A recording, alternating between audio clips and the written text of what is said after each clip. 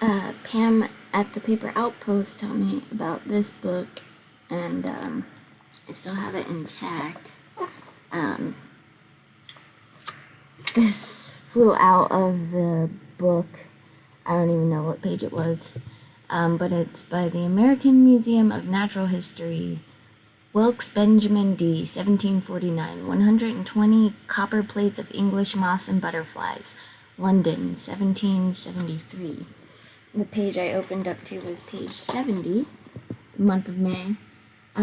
This artist, she watercolored everything. It's a book of like poems and natural watercolors by the same artist.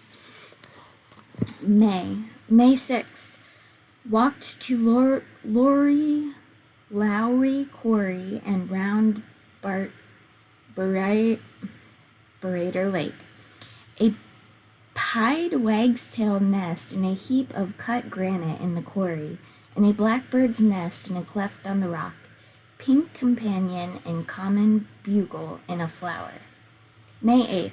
Saw a little gray lizard come out of a hole in a wall, and he didn't seem frightened, but sat on the stone blinking his eyes at me, and basking in the sunshine. The bogs here are full of small white water crowfoot, but I have seen no signs of bog bean, nor butterwort, nor sundews, such as you find in the Welsh and Scottish marshes. May 12th, 8th day without rain, and 6th of bright sunshine. I took my paint box and a canvas and went to make a sketch of Leather Tor and the moor with the ponies. The high banks on each side of the steep lane down to Lowry are covered now with small flowers. Violets, strawberry flowers, tormental, bilberry, and today I noticed for the first time the bright blue flowers of the lesser speedwell and the blue and pink mugwort. Wild hyacinthus and hedge sparrow's nest, small copper butterfly.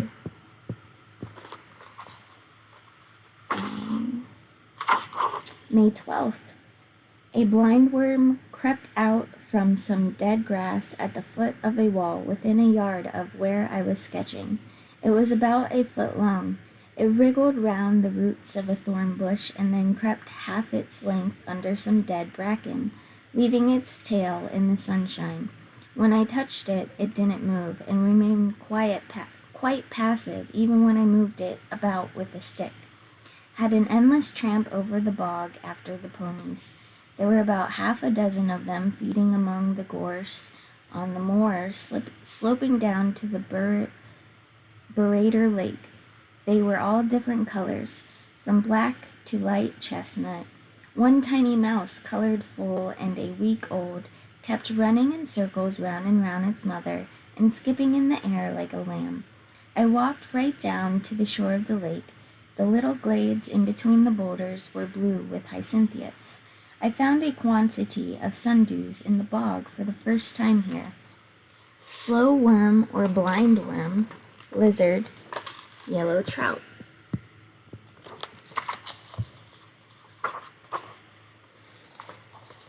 Edith Holden was born in Moseley in the parish of Kings Norton, Worcester in 1871, one of 7 children in the Midlands paint manufacturer. The family lived in Warwickshire in the village of Knoll, and it was there that she started to write and illustrate this book.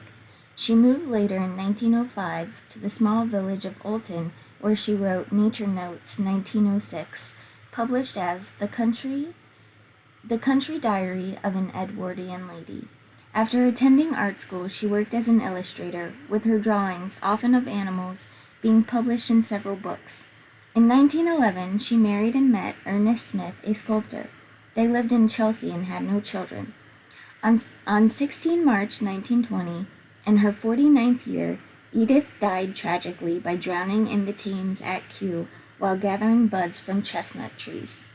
The Country Diary of an Edwardian Lady was first published in 1977 and immediately became a worldwide bestseller. It has reprinted over 30 times and sold almost 3 million copies in 13 different languages. The phenomenal success of the book led to 12-part television series.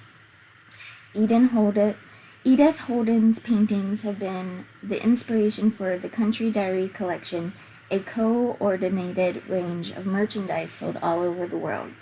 Arcade Publishing Inc., New York, printed in the Netherlands. And this is a picture of her. I think it was really hard when I found this book a couple years ago. I'm sure it's even harder to find an original copy. Let's see, mine was published in, it was copyright in 1989, the first U.S. edition. You can tell if it's a first printed copy, there will be a 1 in the, I forget what it's called, but that's what I learned. So that's pretty cool. I got this book. I like it. I haven't had the heart to cut it up or anything. I think I'm gonna keep it intact.